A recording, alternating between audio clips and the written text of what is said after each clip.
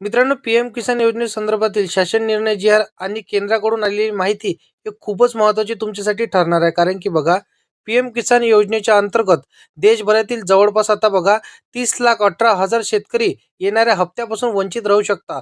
बघा, तुम्हाला आता जो काही पीएम किसान योजनेचा 22वा हप्ता असणार आहे, त्यामध्ये आता तुम्हाला जसं की 30,18,000 शेतकरी यापासून आता वंचित राहणार आहे. ही बातमी खरी असणार आहे आणि केंद्र सरकारने सांगितलेली बातमी असणार आहे. मग यामध्ये आता कोणकोणत्या शेतकऱ्यांना 22वा हप्ता मिळणार नाही? कारण की बघा, पीएम किसान योजनेच्या अंतर्गत आता आधी आपल्याला 2,000 रुपये मिळणार होते, परंतु 1,000 रुपयाची वाढ करण्यात आली. आता 3,000 रुपये शेतकऱ्यांना मिळणार आणि त्याहूनही महत्त्वाचं म्हणजे आता 30,18,000 शेतकऱ्यांना यामधून आता कायमस्वरूपी अपात्र केलं. आता त्यांचा हप्ता हा सरकारने कायमस्वरूपी बंद केला. यामध्ये आता आपण देखील अपात्र झाला आहोत का?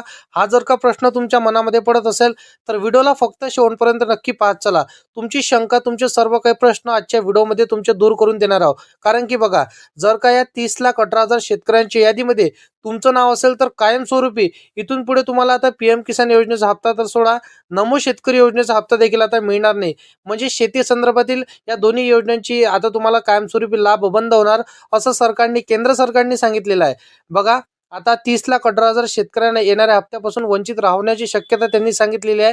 याच्या संदर्भातील अधिकृत अशी माहिती केंद्र शासनाच्या माध्यमातून आपल्या शेतकरी मित्रांना देण्यात आलेली आहे. आजचा महत्त्वपूर्ण व्हिडिओ तुमच्यासाठी ठरणार आहे. कारण की बघा, महाराष्ट्रातील 1,72,000 लाभार्थ्यांचा असणार आहे. बघा मित्रांनो, लोकसभेत पीएम किसान योजनेच्या संदर्भातील विचारलेल्या एकच प्रश्नाचं उत्तर देत असताना केंद्रीय कृषी मंत्री रामनाथ ठाकूर यांच्या माध्यमातून देण्यात आलेली माहिती असणार आहे की पीएम किसान योजना 2019 मध्ये सुरू करण्यात आली, ज्याच्या अंतर्गत वार्षिक जसं की सर्व शेतकऱ्यांना 6,000 रुपयांची शेतकऱ्यांना मदत दिली जाते आणि याच्या अंतर्गत 21व्या हप्त्यामध्ये 4 लाख कोटी रुपयांचं वितरण हे शेतकऱ्यांच्या खात्यावरती करण्यात आल्याची माहिती त्यांच्या माध्यमातून शेतकऱ्यांना देण्यात आली. आता बघा, या योजनेच्या अंतर्गत लाभार्थ्यांना पात्रतेसाठी काही महत्त्वाच्या अशी अटी शर्ती त्यांनी घातलेल्या आहे.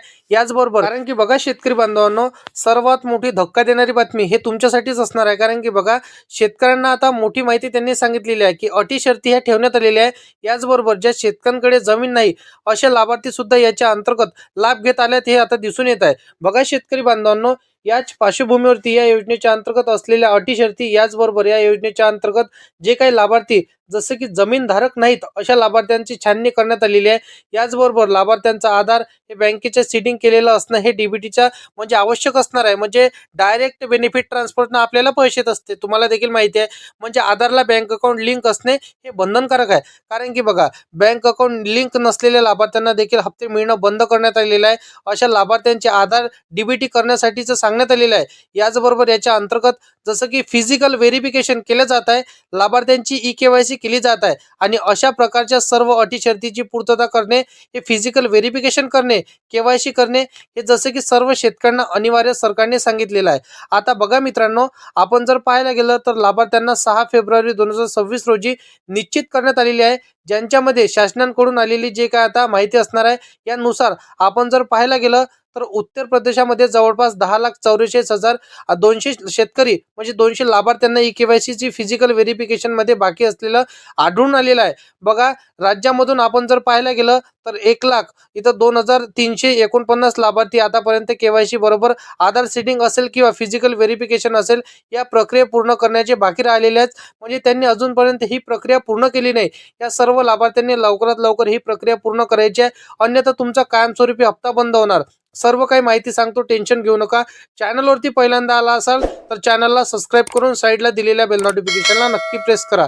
कारण की बघा, अशाच प्रकारे सर्व राज्यातील मिळून जवळपास 30,18,000 या सर्व शेतकऱ्यांना आता कायमस्वरूपी हप्ता बंद करण्यात आला. तुम्हाला जर आकडा सांगायला गेलं तर 30,18,361 इथं लाभार्थ्यांना या ठिकाणी ई-केवायसी करण्यापासून आधार सीडिंग त्यांचं बँकेला खातं इथं लिंक नाही, ई-केवायसी केलेली नाही, फिजिकल व्हेरिफिकेशन केलं नाही, अशा सर्व त्यांची काय आता ही प्रक्रिया त्यांनी पूर्ण केलेली नाही. म्हणजे आपण साधारणपणे जर समजायला गेलं तर या अटी शर्ती आणि हे पूर्तता करणे तुमची अजूनपर्यंत बाकी राहिलेली आहे.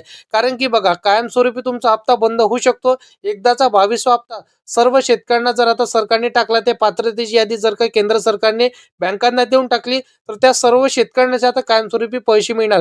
हे नक्की तुमच्या माइंडमध्ये तुम्हाला एक गोष्ट सेट करायची आहे. कारण की बघा, सर्व शेतकऱ्यांना पैसे मिळणार आणि तुम्हाला पैसे मिळणार नाही. तुम्ही बघा शेतकरी बांधवांनो, फार्मर आय डी काढली नसेल काढून घ्या. तुमच्या बँकेच्या खात्याला आधार कार्ड लिंक केलं नसेल करून घ्या. त्या व्यतिरिक्त ई-के-वाय-सी केली नसेल करून घ्या. आधार सेटिंग चेक केलं नसेल करून घ्या. त्याही व्यतिरिक्त आपण जर पाहायला गेलं तर फिजिकल व्हेरिफिकेशन जर का तुम्ही केली नसेल, हे सर्व पूर्तता लवकरात लवकर करून घ्या. कारण की तुम्ही शेतकरी आहात आणि दरवर्षी म्हणजेच बघा इथं प्रत्येक वर्षी ह्या जसं की नियमांमध्ये, अटी शर्तींमध्ये काही ना काही इथं थोडाफार बदल होत असते. तर सरकारने यावर्षी देखील बदल केलेला आहे. तर या बदलाची आणि जे काही सरकारने ठेवलेल्या अटी शर्तीची पूर्तता करणे हे शेतकऱ्यांना बंधनकारक असते. त्या व्यतिरिक्त तुमच्या खात्यामध्ये ₹1 सुद्धा येणार नाही. नमो शेतकरी योजनेच्या 8व्या हप्त्याची आतुरतेने वाट बघत असाल, तो हप्ता देखील तुमच्या खात्यामध्ये येणार नाही. बाकी शेतकरी मित्रांनो, अशा पद्धतीची माहिती आहे. असेच शेती संदर्भातील महत्त्वाचे व्हिडिओ हे जर का सर्वात अगोदर तुम्हाला पाहिजे असेल, तर आताच्या चॅनलला सबस्क्राईब करून साईडला दिलेल्या बेल नोटिफिकेशनला नक्की प्रेस करून ठेवा. तर शेतकरी बांधवांनो, चला भेटूया नेक्स्ट व्हिडिओमध्ये.